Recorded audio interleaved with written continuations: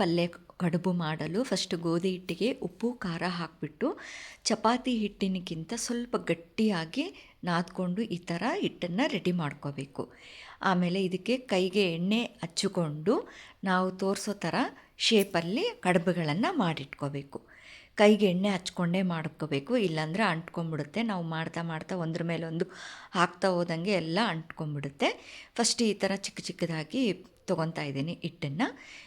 ಎರಡೂ ಕೈಗೆ ಎಣ್ಣೆ ಹಚ್ಕೊಂಡು ಈ ಶೇಪಲ್ಲಿ ರೌಂಡ್ ಶೇಪಲ್ಲಿ ಮಾಡಿಕೊಂಡು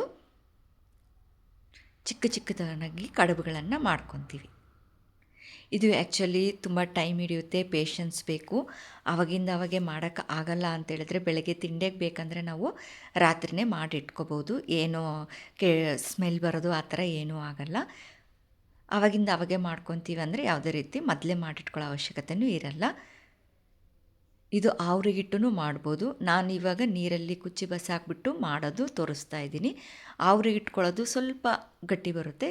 ಈ ಥರ ರಾತ್ರಿನೇ ಎಲ್ಲ ಮಾಡಿಟ್ಕೊಂಡಿದ್ದೀವಿ.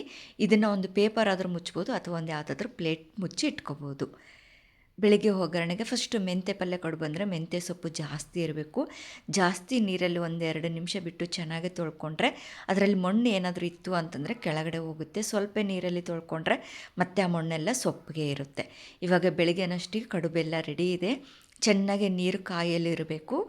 ನೀರು ಕಾದ ನಂತರ ಯಾವಾಗ ಬಬಲ್ ಬರುತ್ತೆ ಆವಾಗ ಮಾತ್ರ ಕಡುಬುಗಳನ್ನು ಆ್ಯಡ್ ಮಾಡ್ತಾ ಹೋಗಬೇಕು. ಕುದಿ ನಿಂತ ತಕ್ಷಣ ಆ್ಯಡ್ ಮಾಡಬಾರ್ದು.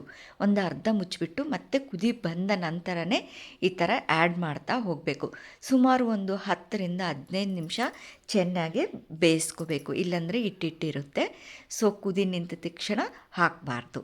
ಇದೇ ಪ್ರೋಸೆಸ್ಸಲ್ಲಿ ಸ್ವಲ್ಪ ಸ್ವಲ್ಪ ಹಾಕಿ ಎಲ್ಲದನ್ನು ಬೇಯಿಸ್ಕೋಬೇಕು.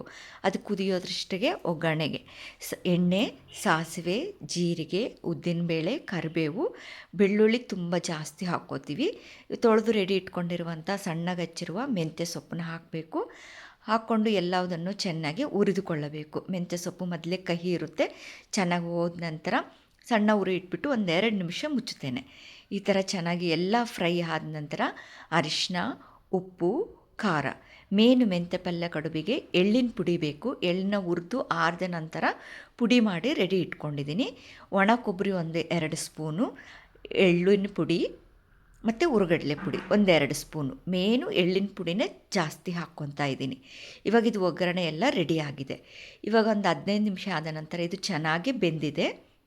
ಇದು ತೂತಿನ ಜರಡಿನ ಸಹಾಯದಿಂದ ತಣ್ಣೀರಲ್ಲಿ ಈ ಥರ ಚೆನ್ನಾಗಿ ಎಲ್ಲ ತೊಳ್ಕೊಬೇಕು. ನೀರನ್ನು ಎಲ್ಲ ಬೇರ್ಪಡಿಸ್ಕೋಬೇಕು, ಇಲ್ಲಾಂದರೆ ಎಲ್ಲ ಅಂಟ್ಕೊಂಡ್ಬಿಡುತ್ತೆ.